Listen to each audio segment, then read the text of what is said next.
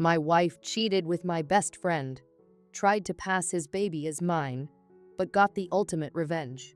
Today, my wife gave birth, and it seems my marriage has finally reached its end.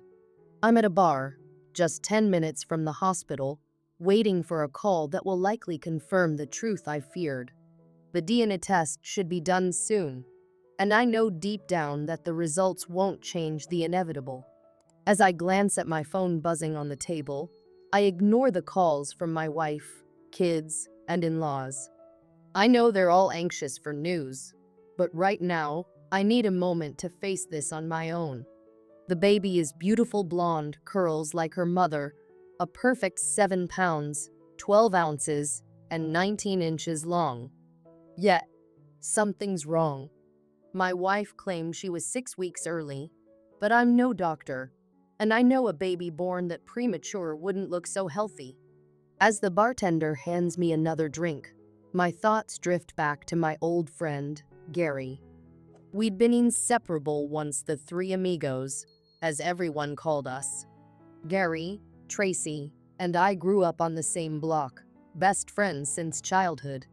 Tracy, who'd always been like one of the guys, eventually transformed into someone different, a stunning young woman both Gary and I noticed.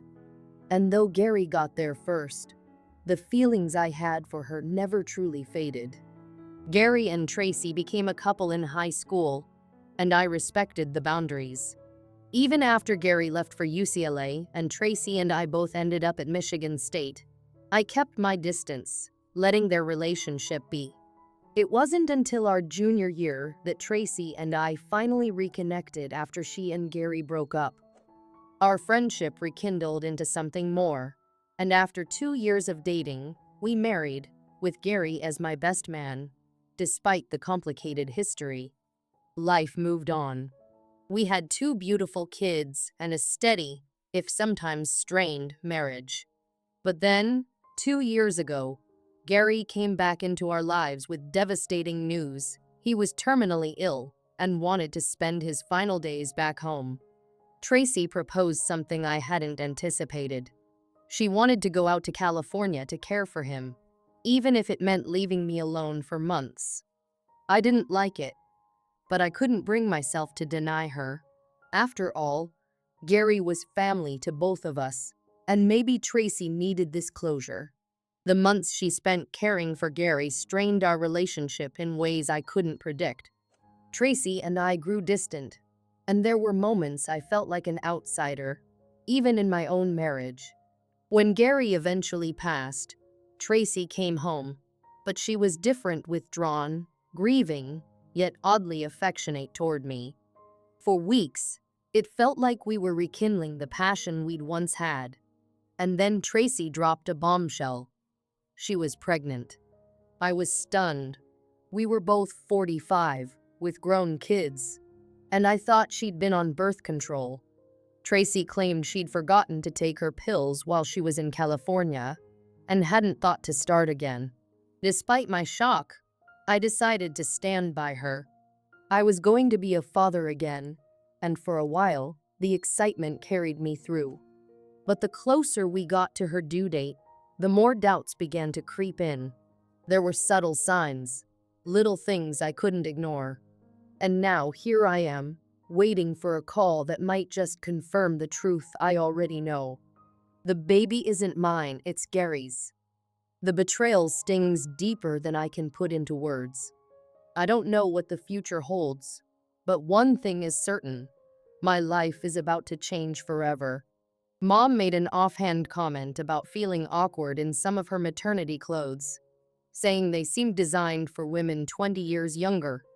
Kaylee, ever cheeky, replied, "Well, Mom, if you're a MILF, it's not your fault someone took that too seriously." Her comment lingered, unsettling me, especially since she said, "someone," rather than Dad. Tracy, too, shot her a quick frown. I felt a strange tension building, reminding me of my time in California when I went to help Gary. Throughout the weekend, I couldn't shake my suspicions. Kaylee kept making sly remarks, and I wondered who they were aimed at, me or Tracy. Finally, I took Kaylee aside and asked how she felt about becoming a big sister again. She stifled a giggle, awkwardly mumbling, "I think it's cool that mom's still so hot. And you're like the man," before ducking out of the room. It felt like there was something unspoken beneath her words. As Tracy's belly grew, she looked more radiant every week, but an unsettling feeling remained, something I couldn't quite name, or maybe I just didn't want to.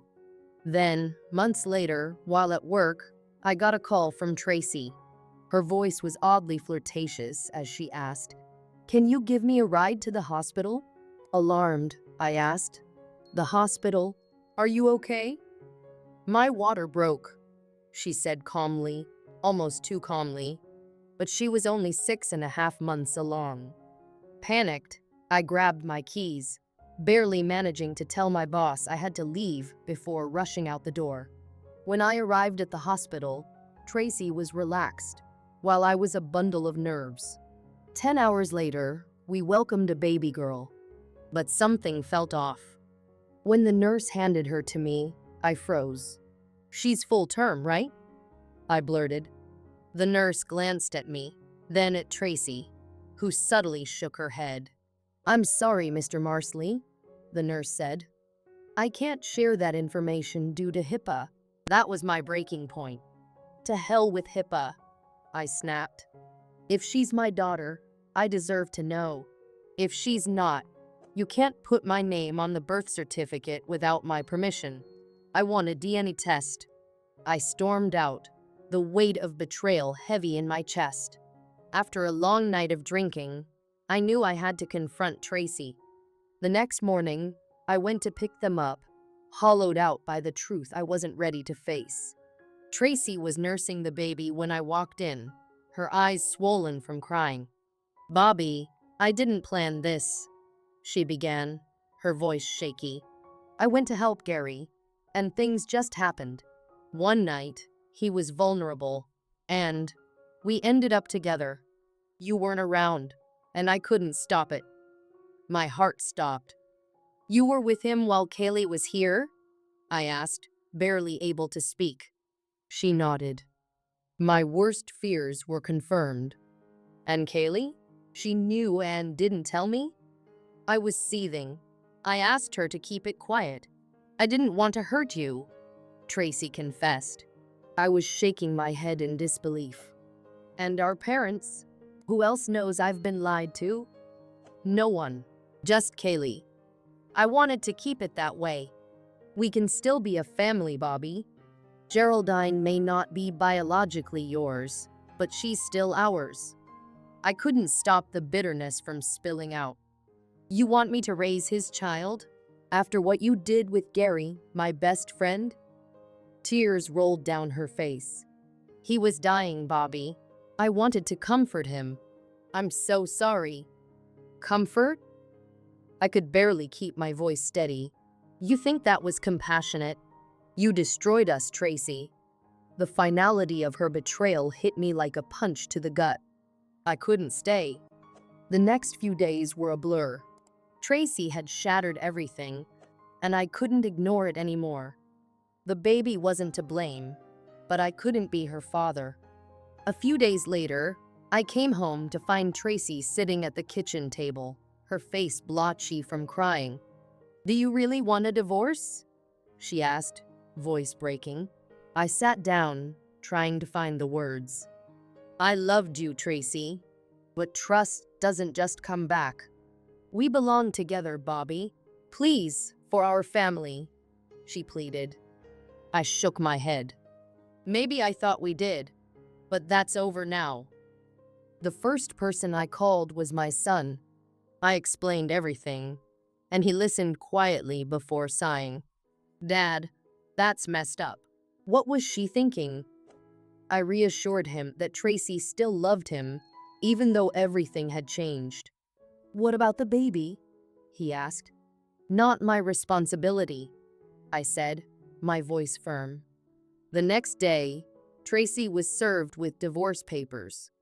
The calls started flooding in. My parents, furious with her betrayal, my sister, begging me to forgive her, even Gary's parents, asking me to raise Gary's child, given our history. Tracy's family begged too, saying she was sorry, but I couldn't look past what she had done. Despite her pleas, Tracy fought the divorce. She suggested joint counseling, and I agreed to attend, though I wasn't about to let anyone pressure me into staying. In our first session, Dr. Jocelyn McAdam suggested that I could save the marriage by setting aside my pride. Irritated, I walked out, demanding a new counselor. Dr. Lauren Avent was more neutral, but the questions still stung. "What would it take for reconciliation?" she asked. "Respect," I said bluntly. "But raising someone else's child after what happened? No." "So it's about pride?" she pressed.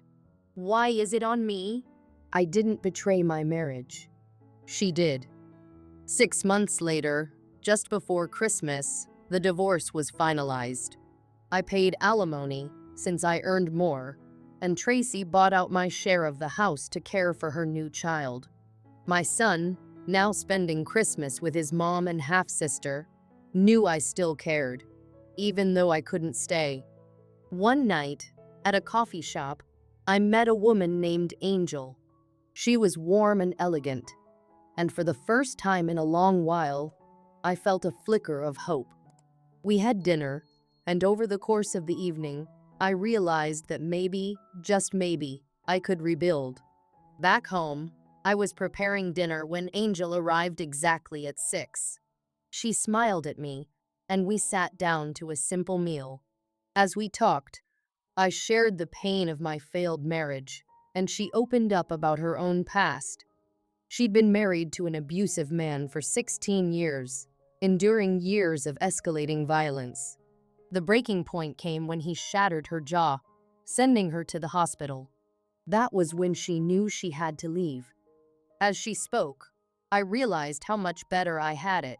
Angel hadn't dated much since her divorce and had no family nearby. Christmas had become especially lonely for her. "Coming here tonight was kind of crazy," she said, holding back tears. "I didn't want to be alone, and who can say no to a hungry man dinner?" We moved to the couch, sipping wine, and before long we were watching Christmas movies. By the time It's a Wonderful Life was halfway through, Angel had fallen asleep with her head on my chest. I draped a quilt over us, and soon I drifted off too. When I woke, we were lying together, her head still on my chest. It felt so natural, so right. She stirred, her eyes fluttering open, and I kissed her nose. She smiled, crinkling her nose. "Good morning," she whispered. "Merry Christmas," I replied, squeezing her closer. We lay there, just smiling, until she asked, "I've never done anything like this before, but do you feel it too?" "Hell yes, I feel it," I grinned, and we kissed. The kiss deepened, and soon we were lost in each other. Later, I asked, "Any plans today? I'm cooking a decent Christmas dinner if you want to join me." She smiled. "Well, I do need a shower, and I didn't bring a change of clothes." "I have a shower big enough for two," I teased. "And I'm sure I can find you a shirt." Her eyes sparkled. "If you don't mind seeing me without makeup, I'm in." As I prepped dinner, she asked, "No family Christmas plans this year?" "I was invited to my family's dinner," I said. "But my ex is hosting. She wants me to hold her child, the one she had with someone else, while everyone tells me to take her back." Angel smiled understandingly. "Well, tonight, let's just focus on us." We kissed again, and just as the evening was unfolding perfectly, I heard a key turn in the lock. My son, Jeffrey, stepped inside. "Dad?" he called out, then froze when he saw us. "Oh, wow." He glanced at Angel's legs, and we both turned bright red. "Jeffrey, meet Angel," I said, trying to keep it casual. Nice to meet you, Angel. And Dad, I just stopped by to invite you to the family dinner. But, looks like you're already busy. We both laughed, and Jeffrey excused himself, muttering, "See you at New Year's, Dad." Once he was gone, Angel grinned. That wasn't too awkward, was it? Just wait until you meet the rest of my family. Life had dealt me a tough hand. Tracy had cheated with my best friend, tried to pass their baby off as mine, and now karma was catching up. Tracy had given birth today, and I'm almost certain our marriage is over. The DNA test is being fast-tracked, but I'm sitting in a bar, ignoring calls from my wife, kids, and in-laws. Everyone wants answers, and so do I. The baby is beautiful, with blonde curls like her mother, but my wife claims she was 6 weeks early. I'm no doctor, but I can tell she's lying. The truth is undeniable. The baby is my late best friend's. As I sip my 5th shot of Jack Daniels, I think back to the past. Tracy, Gary, and I were inseparable, the three amigos. We grew up together, but as time passed, everything changed. Tracy kissed me first, but Gary got to her first. And now, years later, Tracy's affair with Gary has ripped everything apart. Mom and Dad have their own opinions. Mom thinks I should reconcile, but she doesn't understand. This isn't just a mistake, it's a betrayal. But for the first time in a long while, I feel free. I'm no longer tethered to the lies. Calls from my in-laws followed, asking me to reconsider. They acknowledged Tracy's mistake, but believed she still loved me. I thanked them, but knew I could never forgive her. Tracy fought the divorce, so her lawyer arranged 12 counseling sessions. I wasn't about to be a pushover. When I walked into Dr. Jocelyn McAdams' office, she looked the part: professional, about 10 years older than Tracy and me, in a business-like gray blazer. Tracy was already sitting, looking hopeful. Dr. McAdam asked Tracy to speak first. As she shared her side, I drifted off, waiting for my turn. But when it came, Dr. McAdam surprised me. "Mr. Martin," she began, "it seems you hold the key to your marriage's future. By setting aside your pride, you can keep your family together." Wow, I thought. Everyone's telling me to just get over it. Frustrated, I interrupted. "Is that your stance, Dr. McAdam? It seems like you've already chosen a side before hearing my story." She cut me off, insisting on professionalism, but I'd had enough. I stood up and walked out, demanding my lawyer find a neutral counselor. The next therapist, Dr. Lauren Avent, at least listened to both of us. After hearing Tracy's side, she turned to me. "Mr. Martin, you've admitted you still care for your wife. She loves you, and now there's a baby involved. What would it take to reconcile? First of all, we've never been a family. That's not my child, and I won't raise someone else's baby," I replied firmly. "So this is about your pride?" Dr. Avent asked, a hint of judgment in her tone. "Why is this all about me?" I snapped. "I didn't betray my spouse. You should be asking Tracy why she made those choices and what she plans to do about them." Dr. Avent tried to stay neutral, but I could feel her pressing. "Mr. Martin, if you divorce Tracy and marry a woman with kids, wouldn't you be raising another man's child?" "Well, Dr. Avent, in Tracy's case, the child was conceived while we were still married. That makes a big difference, don't you think?" She nodded slightly, but pressed on. "Since the father is deceased, aren't we splitting hairs? Aren't you being petty?" "Petty?" I shot back. "Petty is hiding a 4-month affair until I found out. If Tracy truly loved me, she wouldn't have done this. This wasn't a one-time mistake. They had multiple encounters." She gave me a neutral expression, but I could see the exasperation in her eyes. Is there enough love left for you to try being a husband and father? Is that a challenge to my manhood? I laughed bitterly. I still love her, but it's fading fast. And the baby? That's tragic, but not my responsibility. This marriage is beyond saving. By the end of the sessions, I knew the answer was final. 6 months later, right before Christmas, our divorce was finalized. In our no-fault state, everything was split evenly. Tracy kept the house, with some of Gary's inheritance helping with the payments. I paid alimony. I agreed to spend New Year's with my son, but on Christmas Eve, I went to Tracy's to drop off gifts for everyone, including her baby. She was surprised, especially when I handed her a gift for her daughter.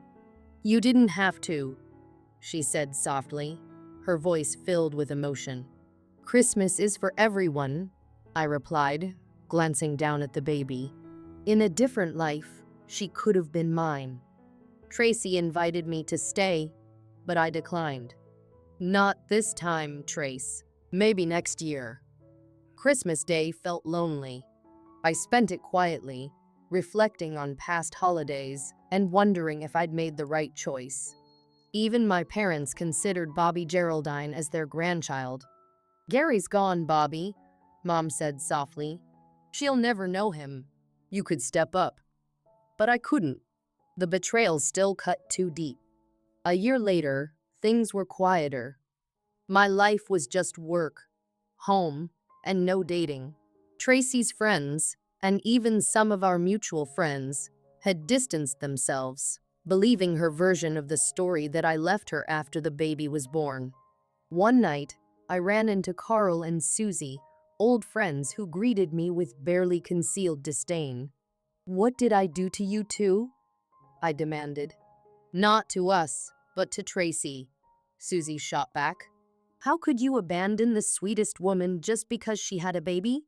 "Is that what you think?" I asked, stunned. "Let me set the record straight." Leaning forward, my voice steady, I explained. "The child you're talking about isn't mine. Tracy got pregnant by her ex, who passed away. She tried to make me believe it was mine. After 24 years of marriage, that's the loyalty I get. I didn't leave her, she left me. Screw her, screw you, and screw whatever else you believe." I walked out, leaving them speechless. That Christmas marked my second as a divorced man, starting like the first solo. My Christmas Eve routine at Barnes & Noble had become a loser's club of sorts. 4 of us, 2 men and 2 women. One of the women, a petite redhead with a warm smile, caught my eye. But it was the other woman, confident and stunning, who truly drew me in. She looked around 50, with long dark hair, flawless skin, and a natural beauty that captivated me. After watching her for a while, I finally approached.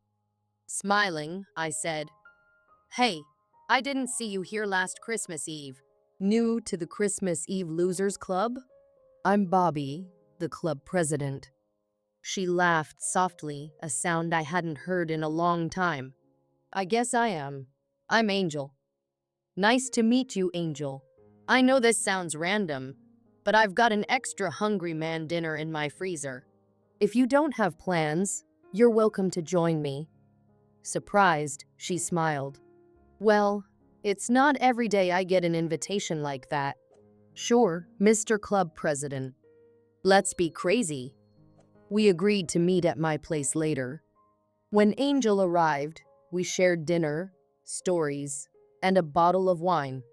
She told me about her abusive marriage and how she had left after a violent incident. Christmas had always been lonely for her too, and that's why she'd accepted my invitation. As the night went on, we moved to the couch to watch movies. Halfway through It's a Wonderful Life, I noticed she had fallen asleep, her head resting on my chest. It felt so natural holding her. I didn't want to move. When she woke up, she smiled at me, and I kissed her gently. "What a way to spend Christmas," she whispered, her cheeks flushed. We kissed again, and things quickly heated up. By the time morning came, I invited her to stay for Christmas dinner. "I've got everything we need," I said, "but it'd be better with you here." She laughed, agreeing, and we spent the day together, cooking, laughing, and getting to know each other. Then, my son Jeffrey showed up unexpectedly. Angel quickly covered herself with my shirt, and I awkwardly introduced them. Jeffrey smirked, nodding at me. "Nice to meet you, Angel. Thanks for being here for my dad." After a bit of small talk, Jeffrey left, reminding me we'd promised to meet up for New Year's. Over the next few months, Angel and I grew closer. She moved in after 6 months, and a year later, we married. It was hard, but I learned to let go. Despite everything, I was ready to move forward, with a little help from a beautiful woman who had known how to give second chances, something I never thought I'd get.